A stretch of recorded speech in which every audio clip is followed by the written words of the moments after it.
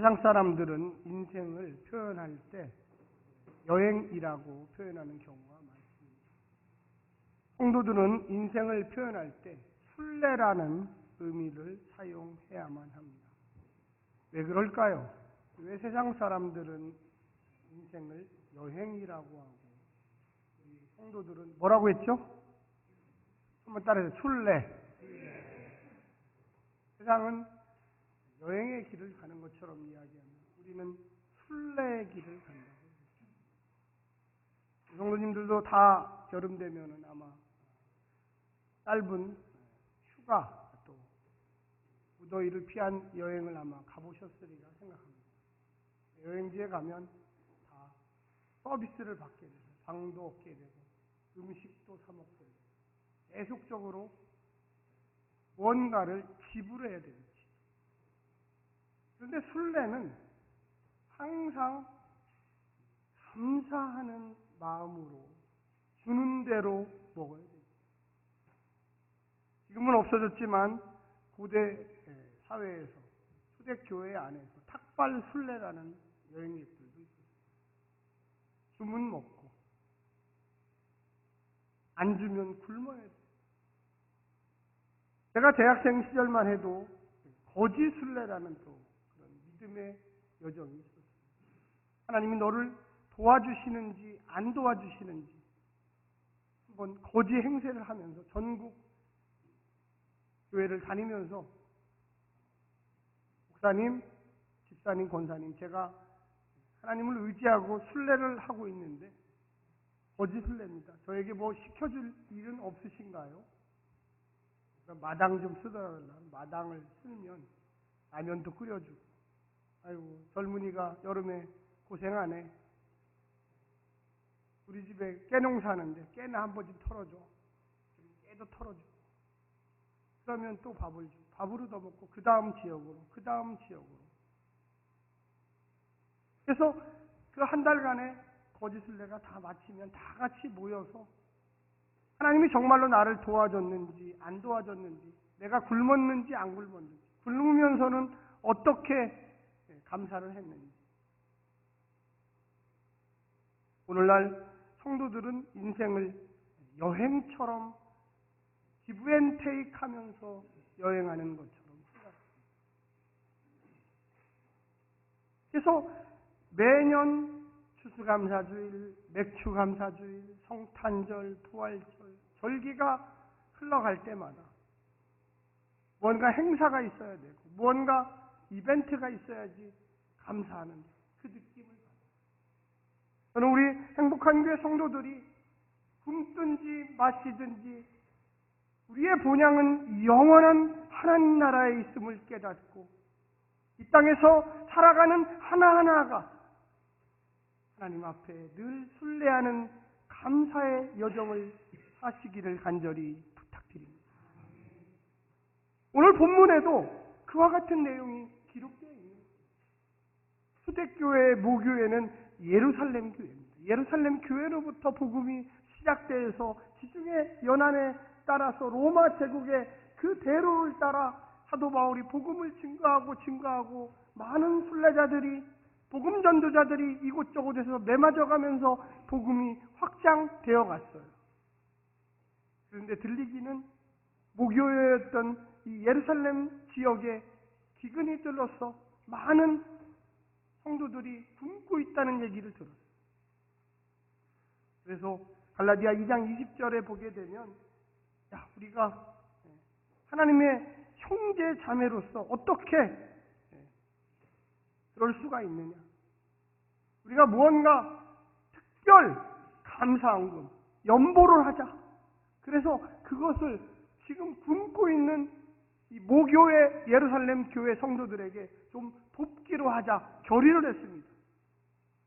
그래서 사도 바울이 개척한 여러 교회들이 우리도 그곳에 동참하겠습니다. 우리도 동참하겠습니다. 결의를 했어요. 그런데 1년이 지나도록 몇 개 교회는 동참했어요. 마게도니아 교회는 동참했는데 디도가 목회하고 있었던 이 고린도 교회는 결정만 해놓고 전혀 참여를 안 하는 거예요. 그 얘기를 편지를 통하여 듣고 고린도 후서 오늘 본문을 쓰게 되는 겁니다. 그래서 사랑하는 고린도 교회 성도들아, 너희가 벌써 1년 반 전에 결심을 했다면 그거에 대한 것을 하는 것이 좋지 않겠느냐. 너희가 이것은 하나님의 은혜로서 받은 것에 대한 그 은혜의 나눔이다. 아멘. 어떤 분들은 저한테 이런 얘기를 해요. 목사님, 그 맥주감사절이 제가 알고 있기로는 5월 말이나 4월 초인데 왜 한참 지난 7월달 첫째 주에 왜 맥주감사를 합니까? 우리가 하려면 그때 해야지 않습니까? 이런 얘기하는 거 있어요. 제가 그럼 그분들한테 다시 한번 물어보니까, 그럼 우리는 보리 농사를 짓나요? 여러분 혹시 여기 중에 보리 농사 지시는 분 혹시 있으세요? 가을 되면 우리가 뭐 추수를 하나요? 요즘에는 대부분 월급 받아 생활하지 무슨 가을에 무슨 누리깨질을 하고 뭔가 뭐 탈곡기에 막 투수를 하나요? 그건 농촌교회 형식이에요. 그럼 왜 맥주감사, 추수감사 이런 걸 할까요? 왜 도대체? 우리의 삶 속에 특별히 하나님 앞에 감사해야겠다는 그 열망을 심어주기 위해서 하는 것입니다. 할렐루야. 그래서 맥주감사주일은 한 해에 12달 후반기 첫째 주에 하는 거예요. 우리는 매주마다 감사원금을 드립니다. 매주마다 추정원금을 드립니다. 그런데 왜 이렇게 할까요? 우리의 삶 속에 1년 중에 한 번, 두 번이라도 특별하게 하나님, 내가 당신 앞에 의도적으로 뭔가 목적을 정하고 감사하겠습니다라는 그 표현을 해야 돼요. 할렐루야. 집안에서도 그렇지 않습니까? 아이들이 엄마 아빠 감사해요 말로 늘 하죠. 그런데 그 엄마 아빠가 생일을 당했거나 결혼기념일이나 그런 날 꽃 한 송이라도 사와서 엄마 결혼 30주년 축하해, 아빠 오늘 생일이시죠? 우리 케이크 작은 샀어요. 늘 감사하지만 특별한 날이 있기 때문에 더욱 감사하는 겁니다. 여러분 옆에 분한테 한번 얘기하십시오. 사랑하는 성도님, 특별히 감사할 줄도 알아야 됩니다. 특별히 감사할 줄도 알아야 합니다. 특별히 감사할 줄도 알아야 됩니다. 저는 오늘 여기 딱 보면서 보리가 여기에 있구나 제가 느꼈어요. 보리가. 저도 뭐 농사 접은 적이 한 번도 없고 그냥 어떤 게 보리인지 어떤 게 쌀인지도 잘 구별이 안 돼요. 그럼에도 불구하고 우리의 삶 속에 하나님이 함께 하시기 때문에 1년 중에 한 번이라도 내 생일에, 내 무언가 기념일에 아버지 하나님 감사합니다. 그런데 그 중앙에 뭐가 있느냐? 카리스, 은혜가 있는 거예요. 감사는요, 무슨 특별한 일이 있어서 하는 것도 중요하지만 하나님께서 나와 함께 늘 동행하세요. 만약에 여러분 추수감사절이 없고 맥주감사절이 없다고 생각해 보십시오. 우리가 먹을 거에 대해서 감사할까요? 쌀을 농부들이 농사를 짓지만 뭔가 이것 때문에 우리의 삶이 영이 된다는 거예요. 내가 농사 짓지 않아도 쌀을 사 먹고 보리를 사 먹고 콩을 사 먹어도 이 속에 하나님의 은혜가 있기 때문에 우리가 감사할 수가 있는 것입니다. 할렐루야. 코로나 이후에 조사를 해봤더니 전 세계에서 식료품, 무려 우리 한국이 다른 데보다 거의 배 이상 올랐어요. 다른 데는 한 15% 올랐는데 우리나라는 30% 정도 올랐어요. 아마 우리 주부님들, 여자 성도님들은 대부분 느끼실 거예요. 뭐 살려면 손이 막 떨리잖아요. 이거 왜 이렇게 올랐어? 이게 도대체 뭐예요? 저는 사과를 굉장히 좋아해요. 그런데 사과를 작년하고 올해하고 거의 한 10분의 1밖에 못 먹으니까 사과 결핍증이 막 생겨요. 사과만 보면 눈이 막 자꾸만 그쪽으로 막 가고 신경이 거기 있어요. 어디 싼데 안 파나? 기후 변화가 뭔가 다가오면서 우리가 평상시에 먹었던 것이 먹지 못하는 상황. 여러분, 우리가 먹을 수 있다는 거, 먹지 못한다는 거. 우리는 먹을 수 있으니까 뭐 그게 뭐 큰 대수냐, 그게 문제냐 이렇게 생각하지만 전 세계에 먹는 것 때문에 고통을 받는 인구가 무려 60%가 넘는 10명 중에 6명은 항상 부족함을 느끼고 있다는 거예요. 우리는 어떻습니까? 우리는 음식물 쓰레기가 너무 많이 남아서 걱정이에요. 여러분 아마 집에 돌아가셔서 냉장고 문을 여는 순간 2주 정도는 시장을 안 봐도 다 먹고 살 만큼 꽉꽉 차 있어요. 혹시 부족하신 분 있으면 저한테 꼭 얘기하세요. 제가 우리 권사님들 집을 좀 털어서 그 집에 갖다 드리겠습니다. 시장 한 번 안 봐도 꽉꽉 차는 역사가, 이게 감사할 일이 아니고 무엇입니까? 아멘? 오늘 본문에 보게 되면 이 마게도니아 교회가 풍족해서 고난이 없어서 예루살렘 교회에 특별 헌금을 한 게 아니에요. 사랑하는 성도님, 오늘 한번 거기 2절 한번 보겠습니다. 환난의 많은 시련 가운데서, 이게 마게도니아 교회예요. 그들의 넘치는 기쁨과 극심한 가난이 오히려 거꾸로 풍성한 연보를 넘치도록 하게 하였느니라. 할렐루야. 우리 그리스도인들은 생각을 바꿔야 돼요. 제가 주일학교 전도사 시절에 주일학교 학생들에게 제일 많이 한 설교 중에 하나를 우리 여러분들에게 좀 알려드리겠습니다.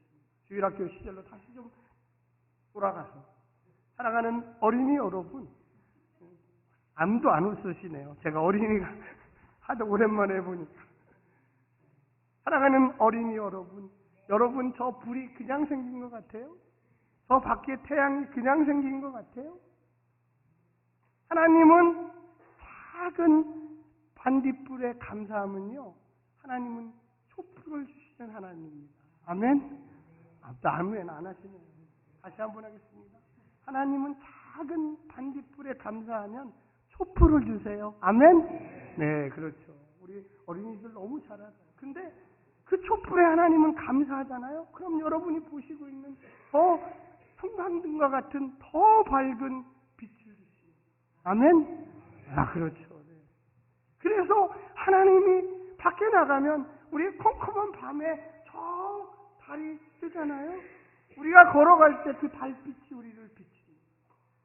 하나님은 성광등에 감사하면 저 밤에 빛나는 그 달빛처럼 우리를 비춰주세요. 우리가 늘 감사하면요, 월요일도 감사, 화요일도 감사, 부모님께도 감사, 선생님께도 감사, 우리의 입에서 감사가 끊임없이 나오면 저 밝은 대낮에 태양빛처럼 그 빛이 우리에게 비춰집니다. 여러분, 우리가 이 참 어린아이에게 하는 그 설교가 우리의 삶 속에 끊임없이 나옵니다. 어디 아파서 우리는 감사를 못하고, 실직해서 감사를 못하고, 누가 나를 힘들게 해서 감사를 못하고, 내 자식이 속썩여서 감사를 못하고, 우리의 삶 속에 감사할 것을 찾을 때 반딧불부터 시작하는 그 감사가 그 태양빛에 그 강렬한 모든 것을 일깨우는 그 감사. 저는 우리 행복한 교회 성도들이 이 마게도니아 교회에 나오는 것처럼 고난이 있고 그 고난 속에서도 역설적으로 하나님 당신을 믿습니다. 예루살렘 교회가 어려운데 더 감사하게 하여 주시옵소서. 할렐루야. 이게 우리의 삶의 기본이에요. 이게 순례자의 길이에요. 사도 바울 선생님이 범사에 뭐 하라고요? 감사. 우리는 다 알고 있어요. 그런데 우리의 마음에 끊임없이 불평과 불만과 우리 현실에 대한 그 어려움, 고통, 이런 것들만 계속 눈에 띄어요. 그러니 감사가 아니라 저주, 감사가 아니라 남탓, 감사가 아니라 무언가 왜 안 되는 거에 대한 그 고민만 해요. 사랑하는 성도 여러분, 우리가 노력해야 돼요. 그러나 근원적인 것은 하나님께 맡기고 감사하셔야 합니다. 할렐루야. 감사해요. 오늘 5절 말씀 우리 같이 한번 해볼까요? 5절 말씀. 자, 시작. 우리가 바라던 것뿐만 아니라 그들이 먼저 자신을 죽게 드리고 하나님의 뜻을 따라 우리에게 주었도다. 할렐루야. 여러분, 우리 이 핵심 구절이 뭡니까? 여기에 보게 되면 이렇게 이야기합니다. 먼저 자신을 죽게 드리고, 먼저 자신을 죽게. 우리가 신앙인으로서 우리는 늘 뭐라고 이야기합니까? 저는 하나님께 드려진 존재입니다. 여러분, 우리가 마음이 없는 감사는요, 감사가 아니에요. 특히 신앙인은 그렇습니다. 마음이 없는 감사는 세금이에요, 세금. 세금 내듯이 연금하시는 분이 있어요. 사랑하는 성도 여러분, 그거는요, 우리가 국가에 세금 낼 때, 세금 나왔어. 너무나 감사해. 세금 내야지. 이렇게 하시는 분 한 분도 없어요. 왜 이렇게 세금이 많이 나왔어. 좀 줄여주지. 힘들어 죽겠는데. 헌금은요, 마음속에 감사합니다. 할렐루야. 여기부터 출발하는 거예요. 옆에 사람이 되니까 안 낼 수 없어서 내가 직분이 뭔데, 이 교회에 내가 직분이 뭔데, 그런 감사는 하나님께서 원하지 않아요. 내가 너한테 그렇게 했으냐? 내가 너한테 줄 때 생각해서 네가 잘한 거 요만큼, 못한 거 이만큼이니까 내가 너에게 줄 거 하나도 없다, 이렇게 주대? 비를 내릴 때 어디에는 요만큼 내리고 어디는 막 홍수가 나게 내리고. 성도 여러분, 우리가 주께 내 자신을 먼저 드리는 것이 진정한 감사입니다. 그래서 이 사도 바울이 고린도 교회 성도들아, 너희의 마음이 도대체 어디에 있느냐? 1년 반 전에 결심을 했으면 너희들이 나 자신을 드리는 마음으로 하나님께 감사해야지, 연보해야지. 제가 목회를 한 30년 담임 목회를 했는데 20년 동안은 제가 헌금 설교를 못했어요.